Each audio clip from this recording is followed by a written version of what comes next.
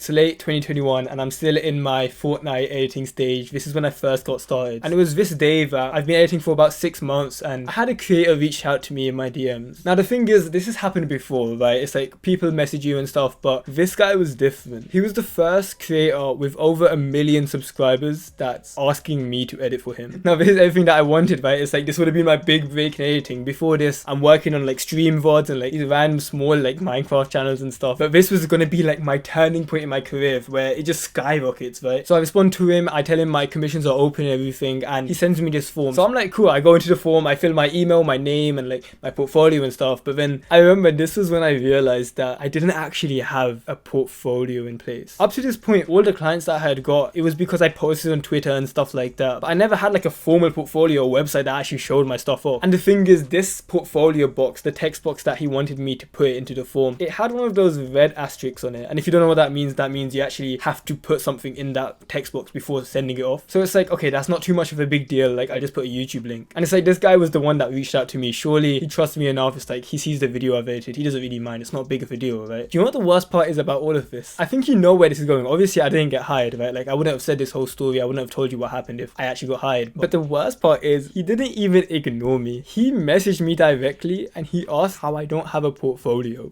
That's actually fucking, I'm thinking about it now. That's fucking embarrassing, man. Of course, I'm still grateful that like everything happened. I mean, I'm here now. I'm grateful that I had that learning lesson then and now I'm working with whoever I want now. But that 1 mil subscriber client would have pretty much put my career onto the fast track a year earlier than it actually did. You need to realize, as an editor, as someone that's working in the creative space, your entire career can change overnight. All it takes is one good client to give you a chance. Then that turns into another one trusting you, and then that turns into them speaking about you, and then suddenly you've built this editing career where you're getting paid what you're worth, you're working on what you want, and it all started because one person gave you a chance. Now imagine throwing that all away because you didn't have a good portfolio, bro. Like, you're gonna throw all of that away. Now it's important I say that I'm not going to be giving you like the basic advice of, oh, put this link here and then this video here. Like, that's not what I'm going to tell you. I'm not going to show you how to actually make the portfolio. Instead, I'm going to show you how to optimize one to make it actually convert creators into clients, because that's all that matters, right? Like, if you don't have a portfolio right now, I'll be so real. Go onto YouTube now, search up how to make a card website. Use Card if you aren't already. Like, don't use Behance. Behance is so shit. What I'm going to teach you instead is how to actually optimize one, because that's something that no one really covers, especially when it comes to editing. Like, if you've been following my content, if you actually mess with the message that I'm giving out, it's not just about like doing the bare basics, because that's not what I want to teach. The shit I'm telling you isn't for views. Like, this video isn't like fucking highly edited for maximum retention. I'm telling you it because I've done this. Over 2 years, I went from like a shitty Fortnite editor to working with some of the top creators in the world. Now I'm just teaching editors how to go through that transition as well. But anyways, that was a bit of a side rant just to say that go onto YouTube to make a card website. And the reason I'm telling you to use Card is because honestly, like, not only is it like easy as hell to use, like you literally just drag and dropping stuff on, but like it's proper low maintenance. It cost me I think $20 a year, considering that this portfolio is your qualification. It's literally the thing that is going to be keeping your career alive as an editor. I would say $20 a year is probably worth it. Like,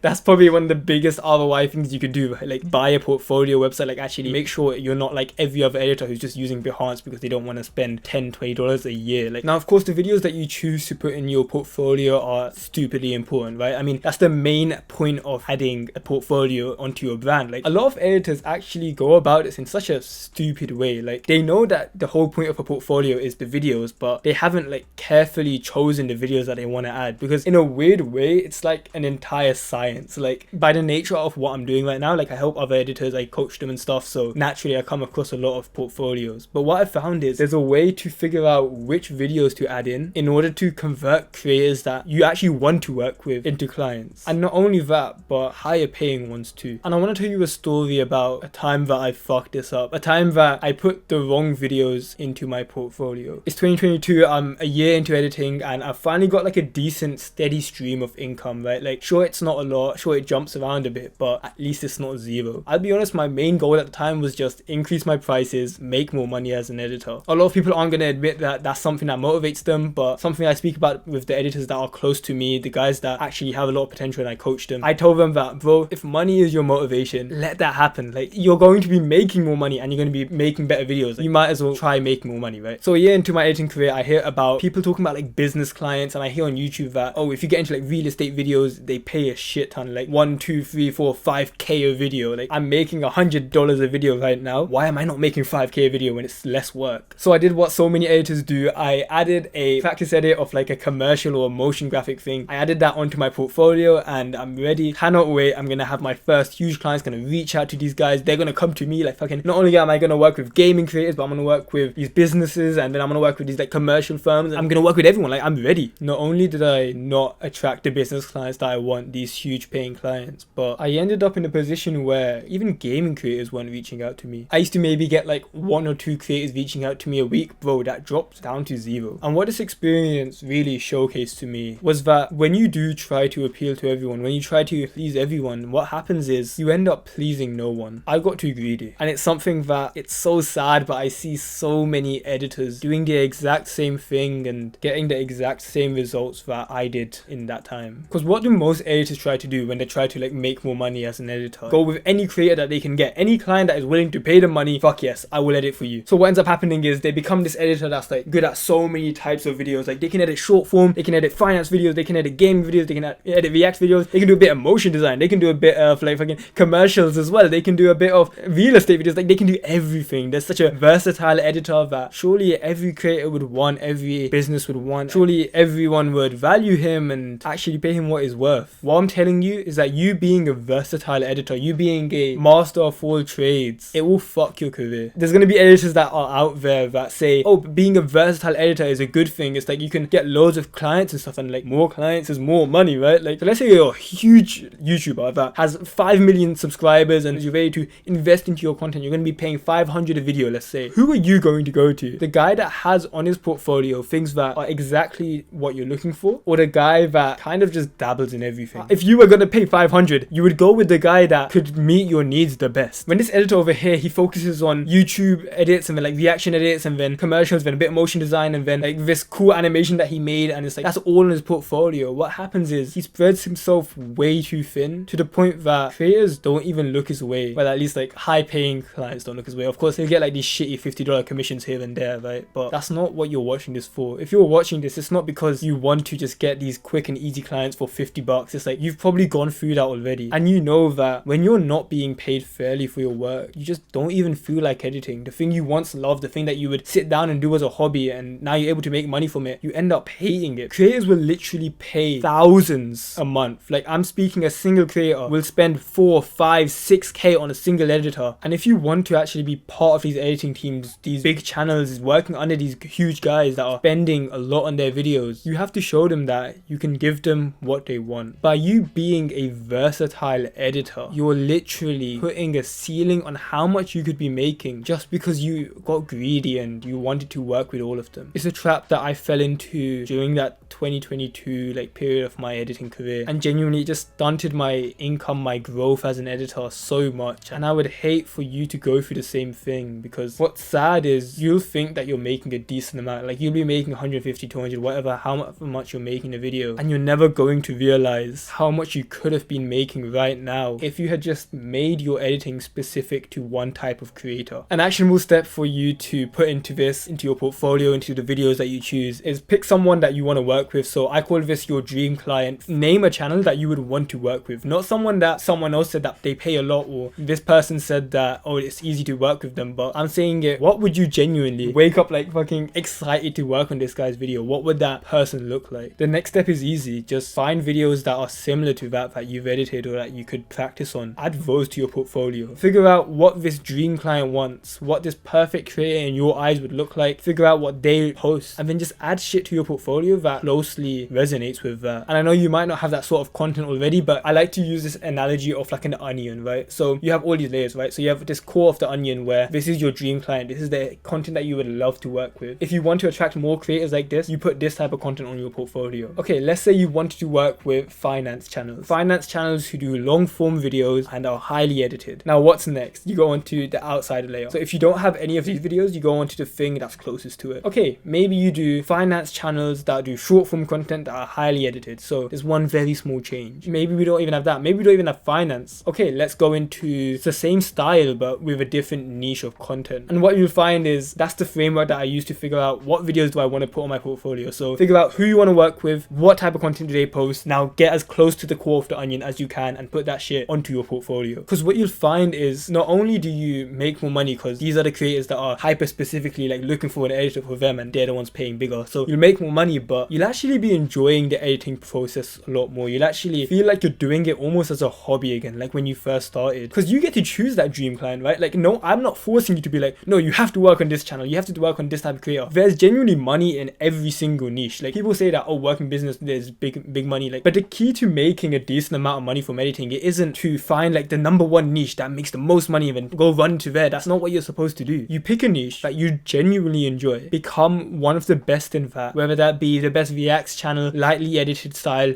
editor. You want to find who you want to work with, figure out what they're looking for, post more of that, and that'll attract more creators just like them. So you literally make money doing what you love. And it's so disappointing, honestly, that nobody talks about this. That sure, we want to make a decent amount of money. Like I said before, that's a core motivation in a lot of us. Like, especially when we're young, we're so like motivated and driven to get shit done, to make money. But there's literally no point in doing that if your career is gonna last 3 months because you're working on content that you don't even enjoy but you make a bit of money from. Not only do you make more money than you are right now from editing, but you actually take care of yourself and you're not doing shit that you don't want to do. Like, imagine where you'd be in a year from now if all your effort, instead of going into all these different avenues and different styles and trying to start an agency, stop doing all of that. You're spreading yourself too thin. Give yourself a year, become the best at one style, become the best, become known as this person that edits long form videos and he's one of the best at it, and I promise you that you won't even believe the amount of progress you've made.